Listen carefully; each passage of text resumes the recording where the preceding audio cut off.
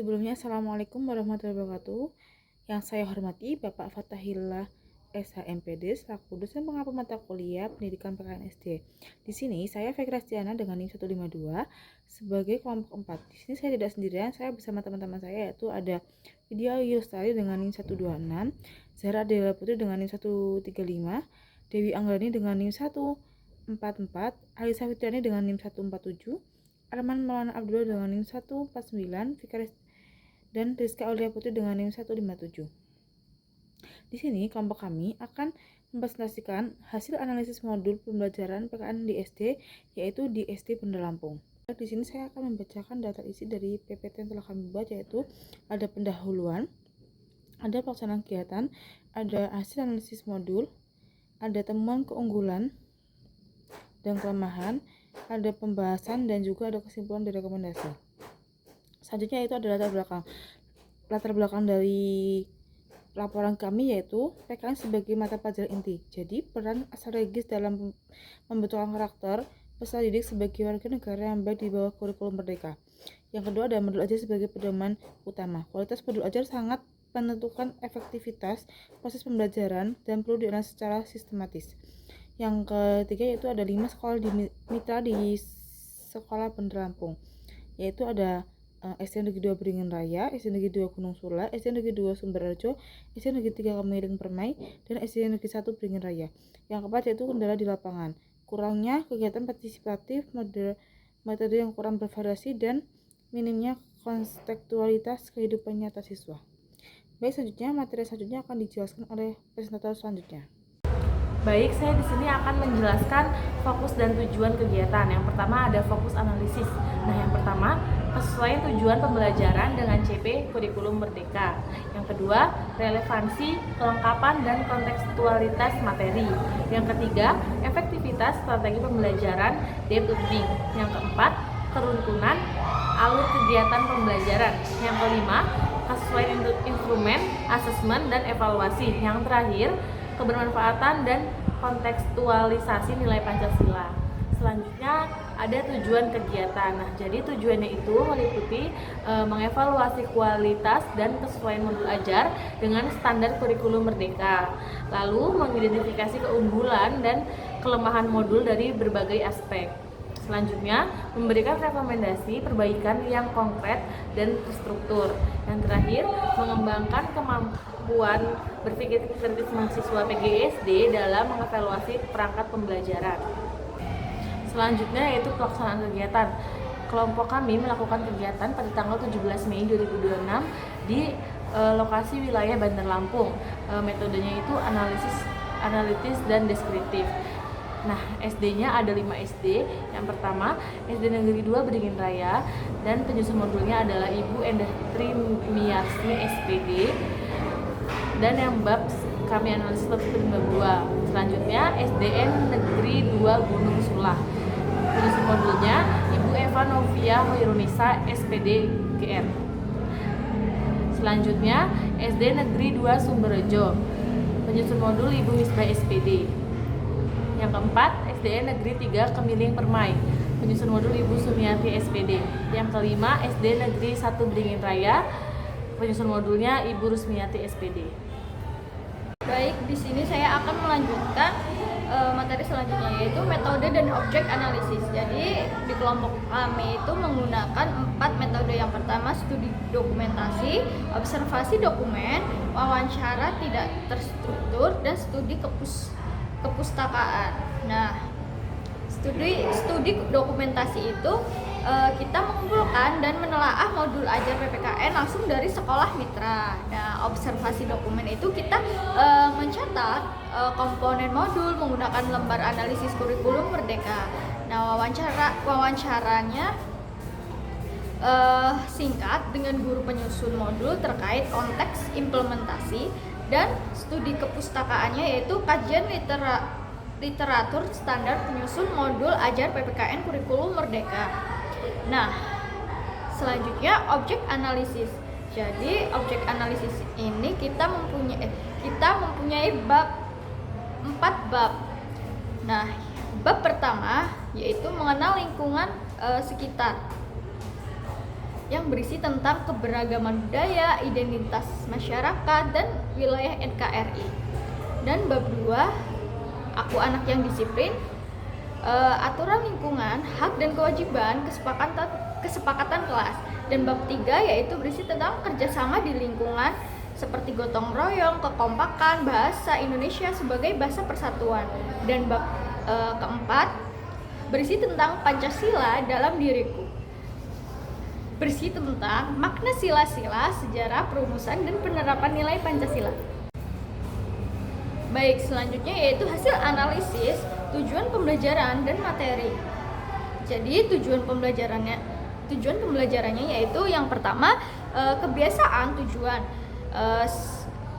Sebagian besar modul telah merumuskan tujuan dengan jelas.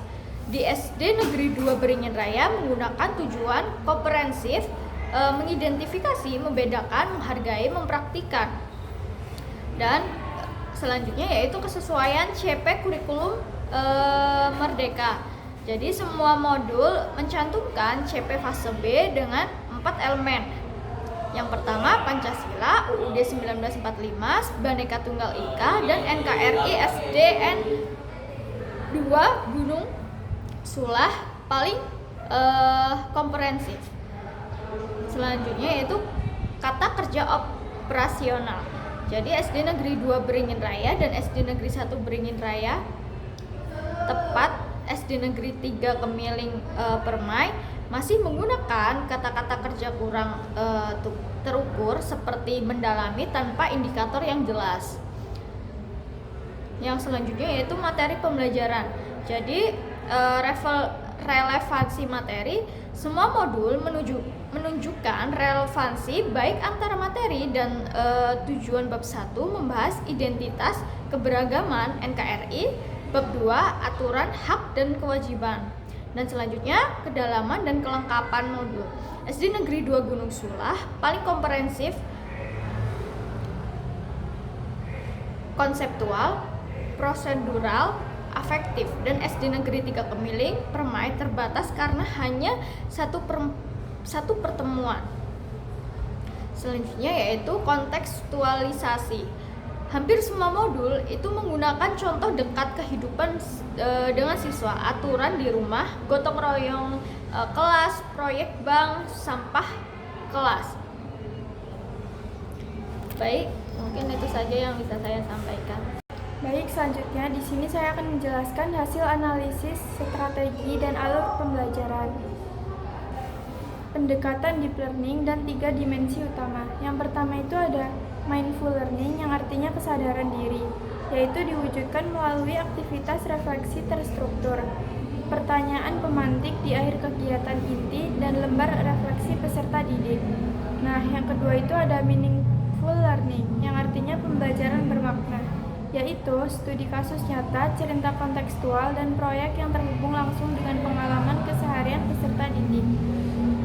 Yang ketiga itu ada joyful learning, yang artinya pembelajaran menyenangkan. Contohnya itu permainan gobak sodor, role playing, lagu, diskusi kelompok, proyek bank sampah kelas, dan aktivitas dinamis.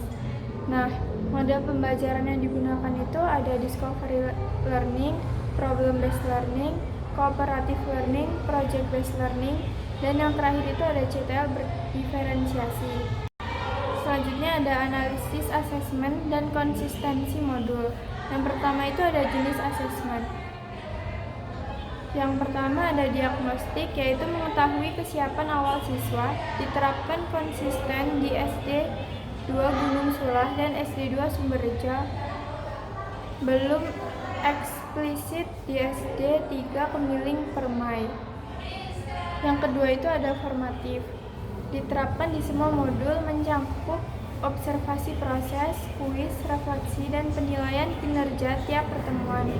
Yang ketiga itu ada sumatif, semua modul memuat tes tertulis dan penilaian proyek sebagai evaluasi akhir pencapaian tujuan pembelajaran. Nah, selanjutnya ada 3 ranah penilaian. Yang pertama itu ada sikap, yaitu lembar observasi. Yang kedua pengetahuan, tes tertulis. Dan yang ketiga, keterampilan, rubrik kinerja atau presentasi, bermain peran, dan poster.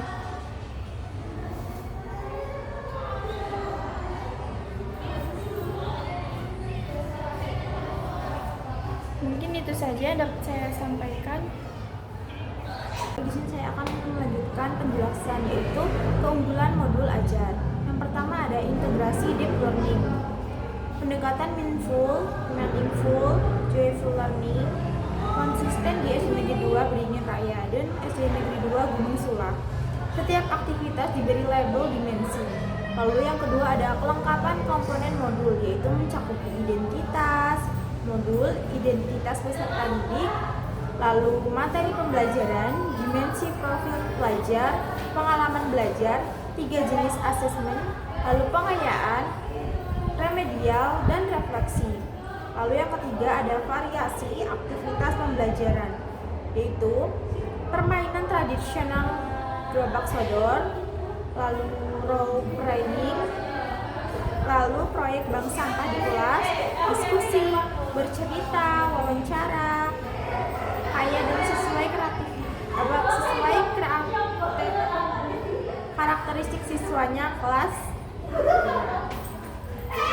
4. Lalu yang keempat ada penilaian 3 ranah komprehensi. Semua modul memuat penilaian sikap observasi, pengetahuan yaitu tes, dan keterampilan yaitu rubrik kinerja, presentasi, bermain, dan peran poster.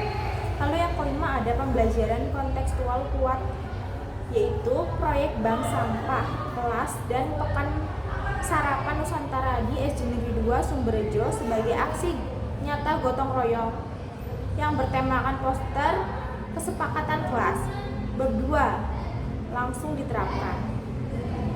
Lalu yang keenam ada integrasi lintas disiplin, yaitu memperkaya pengalaman belajar dengan mengintegrasikan bahasa Indonesia, IPS, SBDP, dan PJOK secara terpadu dalam satu modul. Baik, yang selanjutnya ada kelemahan yang ditemukan. Yang pertama ada cakupan terlalu singkat, yaitu modul SD Negeri 3 Kemiling Peramai hanya mencakup 1 pertemuan sehingga kurang memadai untuk mencapai tujuan pembelajaran yang komprehensif di SD Negeri 3 Kemiling Peramai. Lalu yang kedua ada adaptasi rubrik tanpa konteks. Rubrik penilaian SD Negeri 1 Beringin Raya dan SD Negeri 3 Kemiling Peramai tanpa diadaptasi langsung tanpa penyesuaian penuh dengan kondisi masing-masing di sekolah, yaitu SD Negeri 1 dan Negeri 3. Lalu yang ketiga ada asesmen diagnostik tidak konsisten. Tidak semua modul mencantumkan asesmen diagnostik secara eksplisit, terutama modul SD Negeri 3 Kemiling Peramai yang tidak memuat langkah ini. Lalu yang selanjutnya ada kata kerja kurang operasional. Beberapa tujuan pembelajaran masih menggunakan kata kerja yang kurang terstruktur dan belum sepenuhnya operasional sesuai taksonomi Bloom. Lalu yang selanjutnya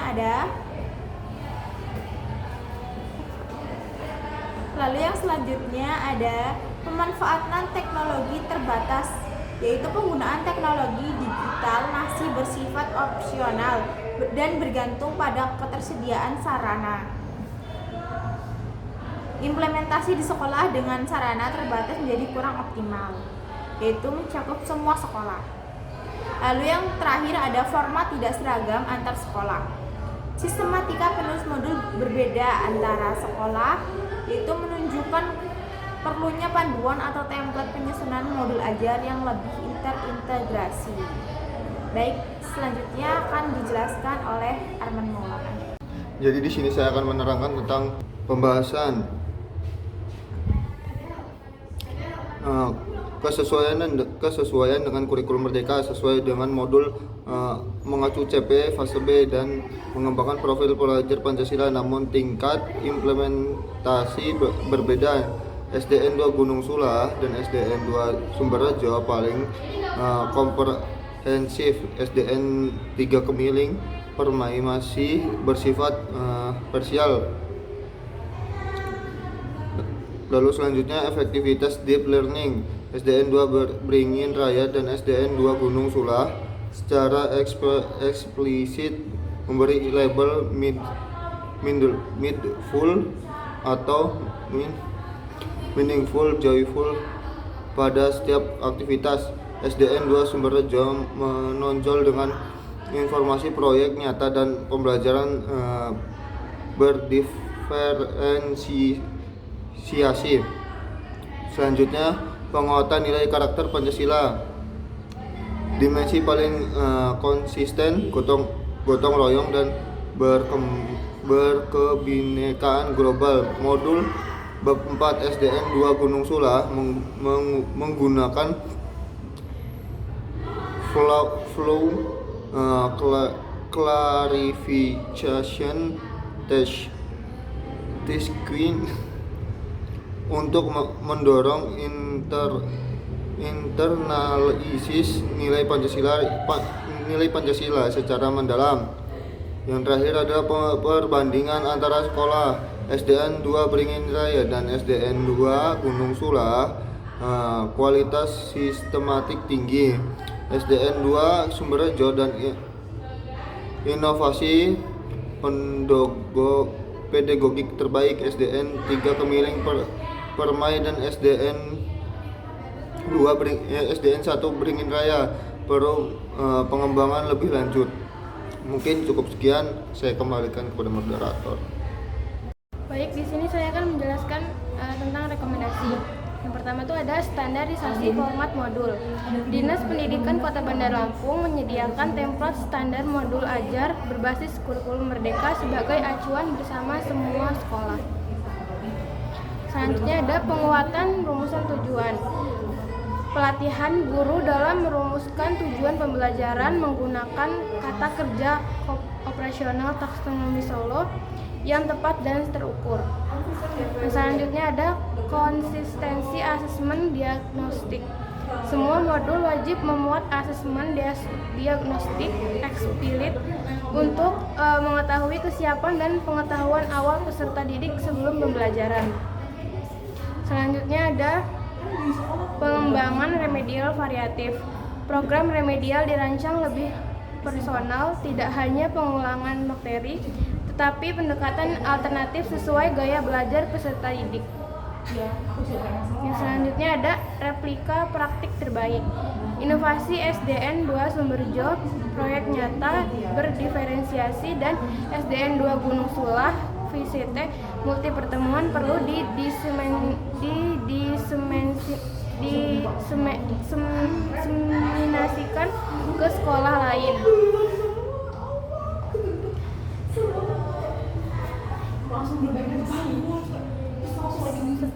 Selanjutnya ada replika praktik terbaik. Inovasi SDN 2 Sumberjo, proyek nyata berdiferensiasi, dan SDN 2 Gunung Sula, VCT multi pertemuan perlu diseminasikan ke sekolah lain. Yang terakhir ada forum berbagai antar guru. Membentuk forum guru PKN SD se-Bandar Lampung untuk berbagai pengalaman terbaik penyusunan dan implementasi modul ajar secara berkelanjutan. Mungkin cukup sekian presentasi dari kelompok 4. Saya akhiri. Wassalamualaikum warahmatullahi wabarakatuh.